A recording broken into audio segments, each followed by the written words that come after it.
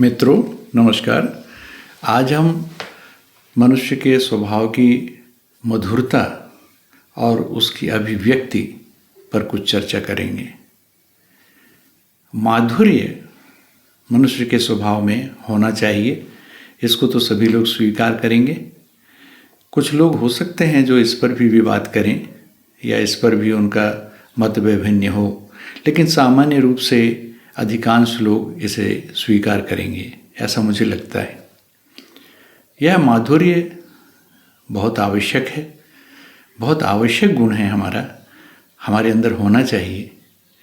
तो यह किस प्रकार का होता है और कैसे संभव है और इसके और भी कुछ आयाम क्या हो सकते हैं, इस पर हम कुछ चर्चा करेंगे। तो आप देखें कि मनुष्य के स्वभाव में मधुरता होनी चाहिए, ये तो ठीक है, लेकिन यह जो मधुरता होनी चाहिए, ये क्या ऐसा है कि हम ऐसा कहें कि मनुष्य के स्वभाव में मधुरता होनी अनिवार्य है और उसे ऐसा करना पड़ेगा? यदि हम इस प्रकार की व्यवस्था की कोई बात करेंगे तो किसी भी व्यक्ति को स्वीकार नहीं होगा। यानी होनी कैसी चाहिए? सहज होनी चाहिए।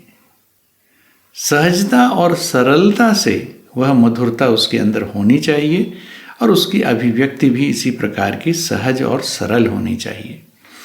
जहाँ हम सहज और सरल कह रहे हैं, सरल यानी सीधी सीधी और सहज यानी जो स्वतः होती है, स्वस्फूर्त आत्मस्फूर्त होनी चाहिए, स्पॉन्टेनियस होनी चाहिए।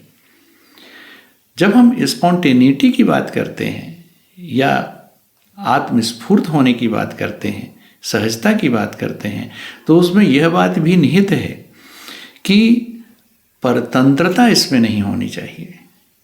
यानी हम स्वभाव से मधुर हों।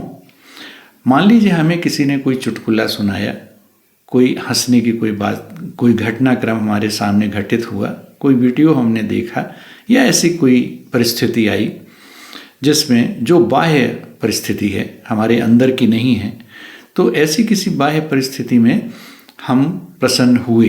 तो अगर हम प्रसन्न हुए तो यह प्रसन्न होना हमारे अंदर प्रसन्नता का जो भाव है, हमारे अंदर के चित्त की जो प्रवृत्ति है प्रसन्न होने की, सहजता से प्रसन्न हो जाने की जो हमारे अंदर क्षमता है, जो हमारा स्वभाव है, उसके कारण प्रधान रूप से हुआ। बाहर सिर्फ इसका उत्प्रेरक हमें मिला, तो वह उत्प्रेरक हर व्यक्ति को, यदि उसके अंदर इस प्रकार के आत्मस्फूर्त भाव ना हो मधुरता के, तो हर व्यक्ति को वह उस प्रकार से प्रसन्न नहीं कर सकता।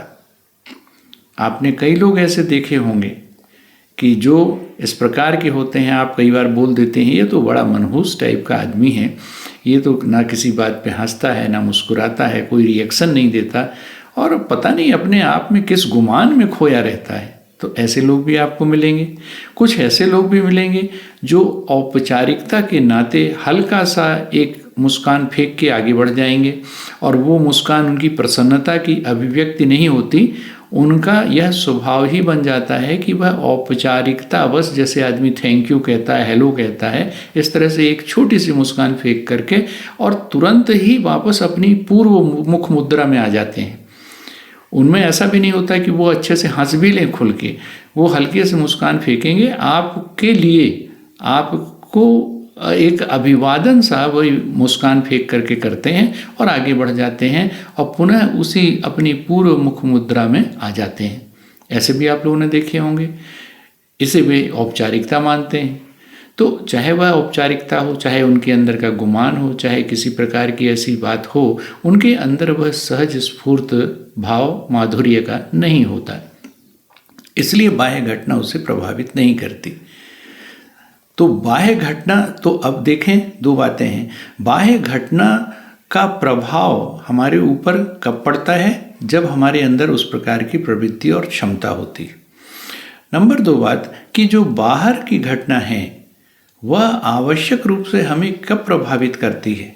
आपने ऐसे पुष्प देखे होंगे जो सूर्य के साथ ही, सूर्य के उदय के साथ ही खिलना प्रारंभ करते हैं और सूर्य के साथ ही जब सूर्य प्रकाशवान हो जाता है, एकदम हमारे सामने दिन का प्रकाश हो जाता है, तो वे खिले रहते हैं, सूरज की तरफ ही मुंह किए रहते हैं।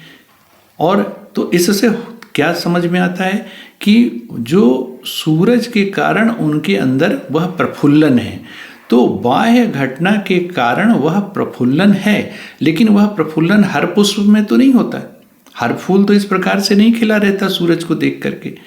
तो उस फूल के अंदर वह क्षमता है, वह प्रवृत्ति है कि वह सूर्य को देख के इस प्रकार।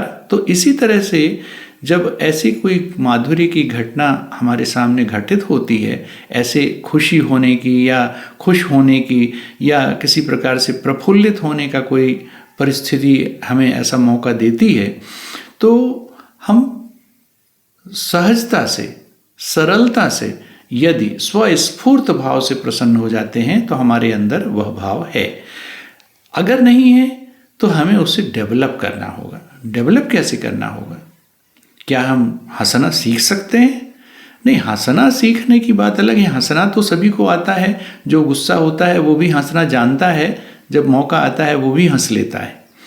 लेकिन हंसना प्रधान नहीं है, आपके अंदर का वह भाव, आपके चित्त में उस प्रकार की जो तरंगे उठती हैं, प्रफुल्लन।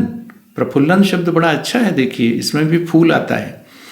तो यह जो प्रफुल्लित, आप आह्लादित होते हैं, प्रफुल्लित होते हैं, तो वो जो स्पॉन्टेनिटी, आत्मस्फूर्त भाव आपके चित्त के अंदर आता है, वह तभी आ सकता है जब आपका चित्त निर्मल हो, चित्त में विभिन्न प्रकार की दुश्चिंताएं ना हो, विभिन्न प्रकार के राग द्वेष इत्यादि ना भरे हों।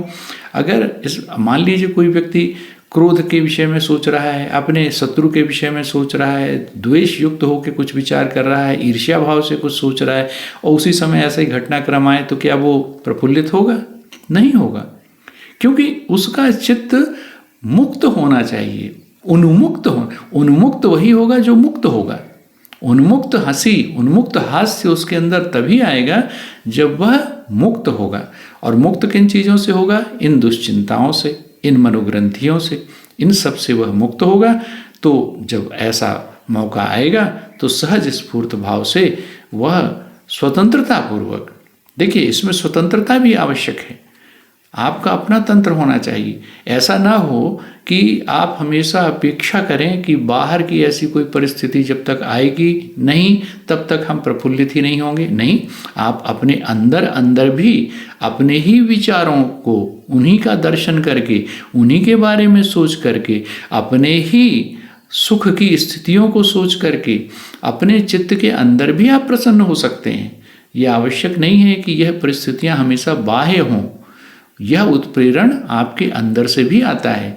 कई लोगों को आपने देखा होगा, आपने तो ऐसे शिशु भी देखे होंगे जो बहुत छोटे होते हैं और नींद में भी मुस्कुराते हैं, नींद में भी स्मित दिखलाई देता है उनके गालों में और उनके होठों में। अच्छा देखिए क्या है, गालों में, ओठों में, मुख मुद्रा में जो आपको हास्य दिखलाई देता है या इस प्रकार की मुस्कान दिखलाई देती है, वह तो उसकी अभिव्यक्ति मात्र है। कई बार ऐसा भी होता है कि आपकी मुख मुद्रा में कुछ भी ना दिखलाई दे, फिर भी आप अंदर ही अंदर उत्फुल्लित, प्रफुल्लित हो सकते हैं। वह प्रफुल्लन आपके अंदर हो सकता है और वह आपके चेतना के विकास के लिए, आपकी चेतना के स्वास्थ्य के लिए, आपके चित्त के स्वास्थ्य के लिए, आपकी हेल्दी मानसिकता, जब तक स्वस्थ मन नहीं होगा तब तक वह आह्लादित नहीं होगा। स्वस्थ का अर्थ क्या है? बीमारी ना हो। एक अर्थ उसका यह भी है कि उसे बीमारी ना हो। बीमारी किस चीज़ों की? किसी प्रकार के मनोविकार की, किसी प्रकार की दुश्चिंता की, किसी प्रकार की जैसे ईर्ष्या, लोभ, क्रोध इत्यादि, इन सब की कोई बीमारी ना हो। और दूसरा, स्वास्थ्य का दूसरा अर्थ क्या है? स्व में स्थित हो, यानी वह आत्म स्थित हो, चित्त अपने आप में ही स्थित हो, यानी चित्त की निर्मलता हो। जो निर्मल चित्त होता है वह अपने आप में ही स्थित होता है, क्योंकि उसमें कोई विषय विकार बाहर से नहीं आते। तो सीधे सीधे जब वह देखेगा, जब वह सूर्य और उस पुष्प विशेष के बीच में कोई बाधा नहीं होगी, किसी प्रकार की बाधा नहीं होगी, कोई बाधा आप रख देंगे तो फिर वो पुष्प मुस्कुराएगा नहीं, हंसेगा नहीं, प्रफुल्लित नहीं होगा। इसलिए कोई बाधा भी ना हो, और बाधा इन सब तमाम चीज़ों की होती है, और उसमें हमारा अहंकार भी कई बार सामने आ जाता है, कई बार औपचारिकता का भाव हमारे सामने आ जाता है। हमको लगता है कि शायद बहुत ज़्यादा हंसना या खुल के हंसना शायद अच्छा नहीं माना जाता, शायद वह सभ्यता के खिलाफ है, हम खुल के हंस नहीं पाते। अरे ये तो गजब बात हो गई, हम खुल के हंसें भी ना। अरे खुल के हंस लें, खुल के रो लें, ये कम से कम इतना अधिकार तो रहे। अच्छा, ये आपके चित्त के लिए, चित्त के स्वास्थ्य के लिए बहुत आवश्यक है कि जब मौका आए तो आप खुल के रो सकें, जब मौका आए तो आप खुल के हंस सकें। अगर आप खुल के हंस नहीं सकेंगे तो वह चित्त अंदर ही अंदर कुंठित होता जाएगा, और धीरे धीरे वह बाह्य जो उत्प्रेरक इस प्रकार की परिस्थितियां और कारण होते हैं मधुरता के और हास्य के, उनको रिस्पॉन्ड करना बंद कर देगा, धीरे धीरे उनके प्रति विमुख हो जाएगा, कुंठित हो जाएगा। तो हमें उसे कुंठित नहीं होने देना है, उसमें सहजता बनी रहे, उसमें सरलता बनी रहे, और आत्मस्फूर्त भाव से हम हंसते खिलखिलाते रहें। जितने हम हंसेंगे, खिलखिलाएंगे, जितने ही हमारे अंदर प्रफुल्लन होगा, उतने ही हमारा चित्त, हमारा मन स्वस्थ रहेगा, और हम अन्य जो कार्य हैं उन्हें करने में, अन्य जो विचार के चिंतन के कार्य हैं उन्हें करने में, बाहर के कार्य करने में हमारी क्षमता में वृद्धि होगी, और हम स्वस्थ रहेंगे। तो वह जो हमारा मानसिक स्वास्थ्य है वह हमें अंदर से खुश करता है, और उस खुशी को हमें अंदर ही अंदर तो खुश रहना है, बाहर भी अभिव्यक्ति आप खुल कर करें, और उसे मौका लगे तो शेयर भी करें। अगर आप अपनी खुशी को, ऐसा व्यक्ति आपको मिलता है सत्पात्र, ऐसे लोगों को आप दोस्त बनाएं, ऐसे लोगों के साथ रहें कि जिनसे आप उसे शेयर कर सकें। अपनी खुशी आप जिसके साथ शेयर नहीं कर सकते वो आपका दोस्त कैसे कहलाएगा? दोस्त तो वही है जिससे आप अपनी खुशी, अपने दुख, अपने मन के भाव शेयर कर सकें। तो ऐसे ही वातावरण से होगा क्या, आप अपने चारों तरफ ऐसा ही एनवायरनमेंट बना लेंगे, ऐसा ही पर्यावरण, इसी से आप घिरे रहेंगे। तो अंदर भी खुश, बाहर भी खुश, आपका पर्यावरण भी खुश। तो इस माधुर्य का हमें विकास करना है, इस माधुर्य को हमें संभाल के रखना है। अगर हमारे अंदर पहले से है तो बड़ी अच्छी बात है, अगर नहीं है तो इसे हमें विकसित करना है, डेवलप करना है, अपने अंदर पैदा करना है। और इसी मस्ती के साथ, इसी खुशी के साथ हम इस वीडियो को अभी समाप्त करते हैं।